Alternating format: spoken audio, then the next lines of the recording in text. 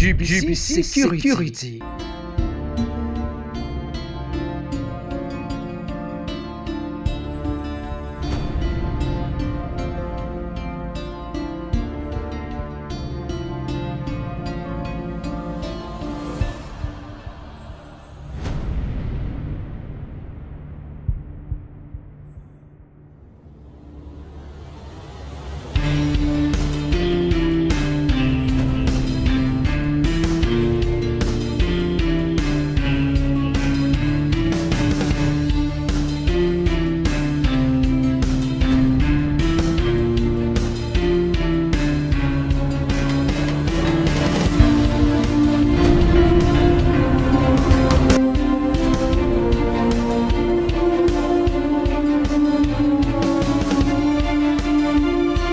Société JBC Security, nous sommes honorés de votre présence et nous sommes heureux de vous accueillir.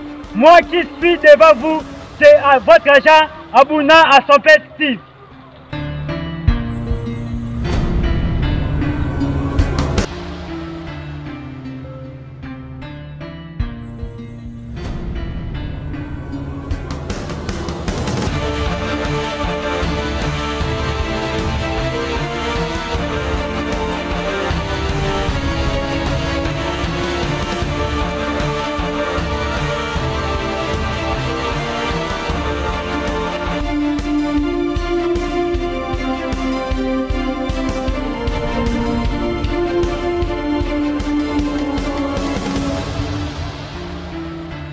Tozawana poto batela ye na biloko na ye.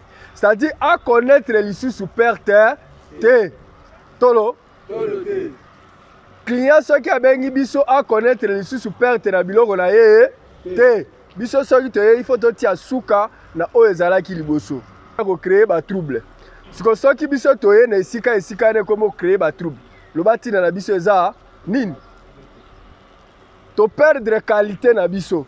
C'est-à-dire ceux qui toye la client biloko na ye et que comme que biloko na ye bungi il faut biso tozonga lisusu na formation to banda zéro tolo il faut tozonga to banda formation à zéro pour to saler le côté. Oh ceux qui to comme il faut kimia kota tolo barango que ceux qui oye ko kengela biloko okozala ndenge nini miso minene matoi milai zolo milai me munoko munoko c'est-à-dire oza mutu ya biloba loba te bafinga yo baloba na yo yo oza wana kaka posa musala oyo batindi yo esili eza pas l'avantage na yo moko yo ozokengela biloko ya bato soko meli mimela si on dit tout le monde a aucun là pour yo mo continue insécurité si on est là est-ce que moto azala kuita eba makambo lingeleka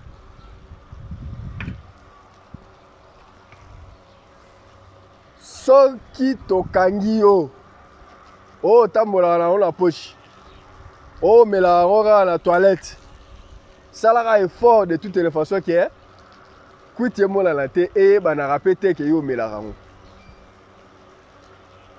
Mais le jour où il bana rola pas. Na beni matoy ko bana na bino ba chef d'équipe. Po bino ba tuboza pembe na bango. Bokeba. Soki bino pe o melaka na bango bokeba. Po e ko yebana.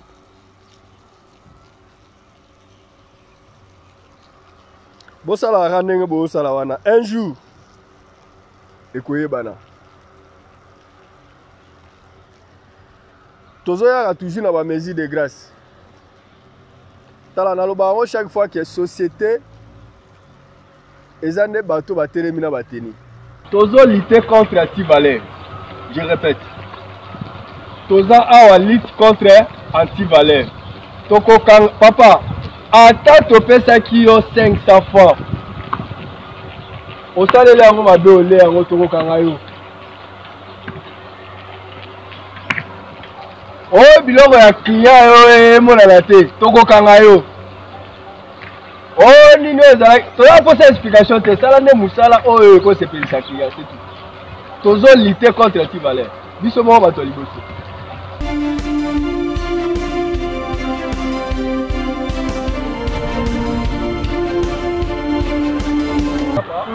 Mama kombo na nani pe tozwami wapi na ngonga oyo awa? Kombo na maman Judith. OK. Na minute tozwami la ferme 5. La ferme 5. Ferme 5 na biso eza na Daipen. Eza moko ya basite ya JBC. Eza moko ya basite ya JBC. Nde tokoyi lelo na terrain. Sala ndenge ezalaka kaka comme d'habitude, mwa parade na ntongo, kotia mwa moral. Pas d'argent mais bateau bazolanda biso pe balingi kozwa baagent ya facilité eza ndenge nini mpona kobatela mapango kaka to eza mpe mpona basociété to eza ndenge nini po bagent mpe tomoni baza ebele est ce que eza oyo nyonso baza bango nyonso bango oyo to kaka mwa ndambo ya site oyo bazwami yango oyo eza kaka juste mpona site oyo na basite mosusu mpe bazali donc nde nalobi ke tozokita sur le terrain tokokita na basite mosusu malembe nde tobandi awa ndenge mpe tokokita esika mosusu baagent na biso bazaka mpona basociété te baagent na biso baza mpona bachantier baparcelle donc bagarde rapproché mpe baza comme d'habitude kaka ndenge kolandaka biso nyonso topesaka déjà explication.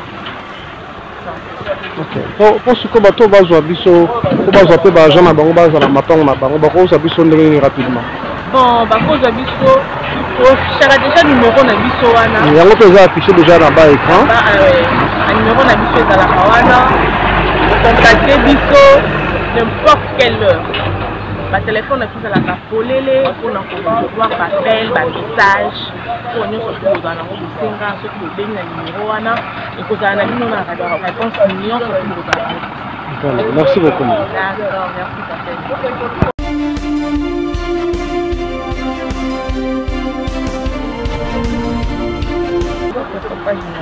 oyo tama mongongo bandeko balanda biso bako malamu tomoni na bamama na JBC seke ezaka bamibali te bamama mpe bazali na JBC basi bazali mibali mpe bazali. Ok mama comment est-ce que tokotrouve mama Judith apesi biso numéro ya telefone apart yango bureau kasi tokozwa bureau api ya JBC mpona koluka baagent bakotala misala epa na biso mpona kokoma na JBC bureau direction générale eza na avenue Kama numéro 46 na quartier Canada référence arrêt station Plaza.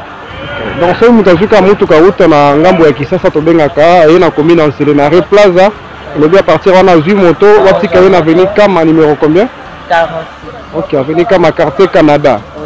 Ok na bato baza na besoin kasi ya koya kokota JBC est-ce que JBC sekangi porte to zo recruter pe baagent lisusu tokangi nano porte te po tolobake maboko eza polele porte eza polele apapa na bamama baya bato nyonso surtout bamama papa oza mama nga naza mama naza na kati ya JBC vraiment c'est-à-dire mama nyonso akoyoka oyo asepeli koza na kati ya JBC senge na ye koya maboko eza polele tokoya. Merci maman. Merci.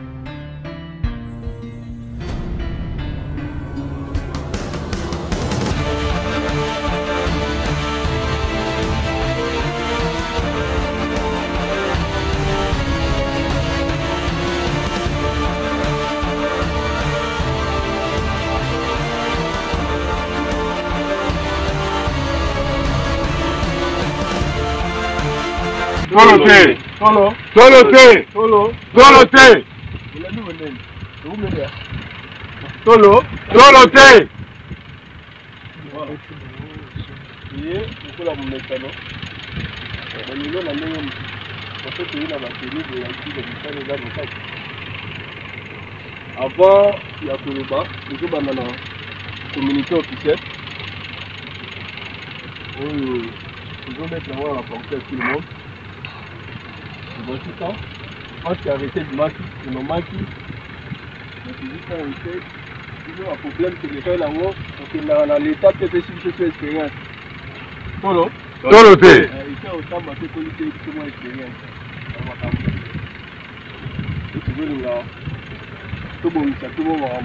mais opportunité ya liboso tobandaka yango na bana ya ndako oyi topesaka na information na ndako mpo na ndako soko omoni ke ngai mwana ndako nakokoka te mais papa leki akoya ezalaka na mwa facilité mpo eza avantage na yo nake tobanda libanda voilà chargé ya communication vous avez la parole merci JBC Tolo Tolo te Tolo te. Communiqué officiel de recrutement du personnel pour le compte de JBC SARL. Contexte 1. Dans la direction générale de la société JBC Security a pris une période d'essai de 3 mois.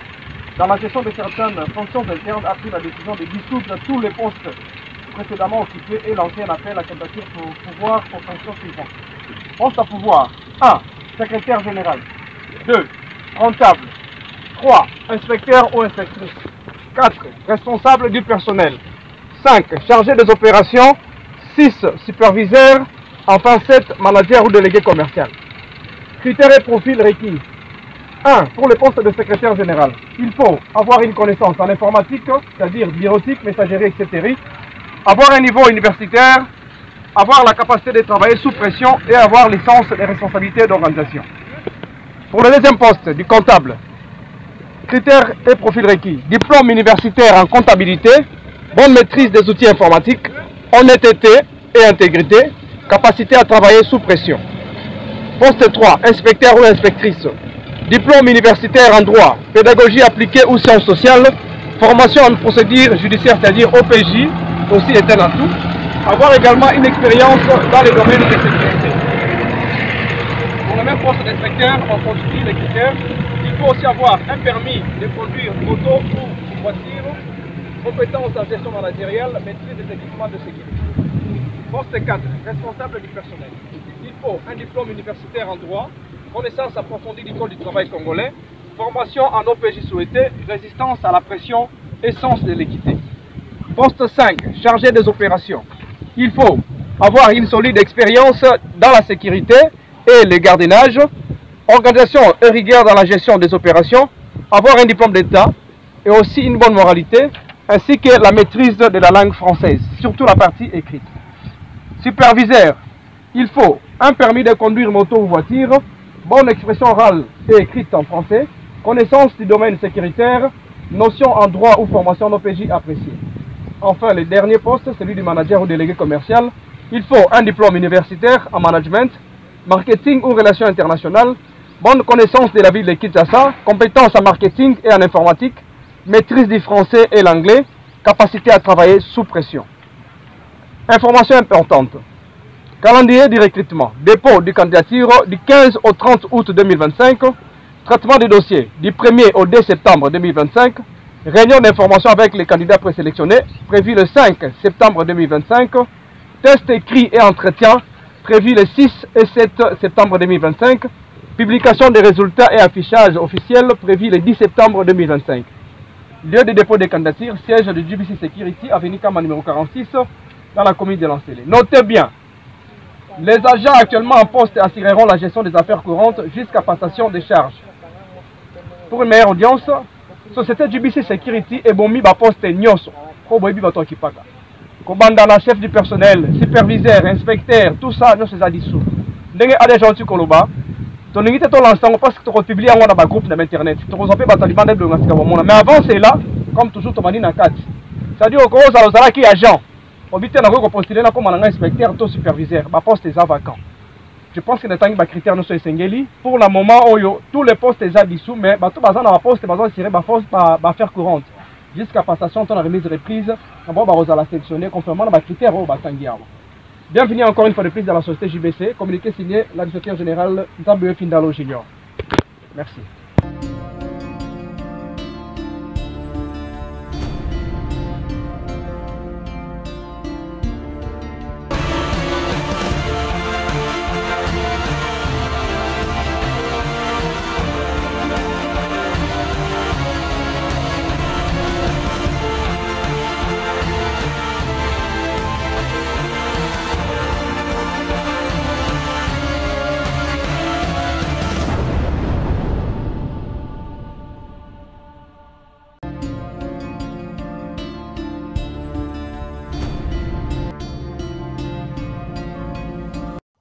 JBC Security.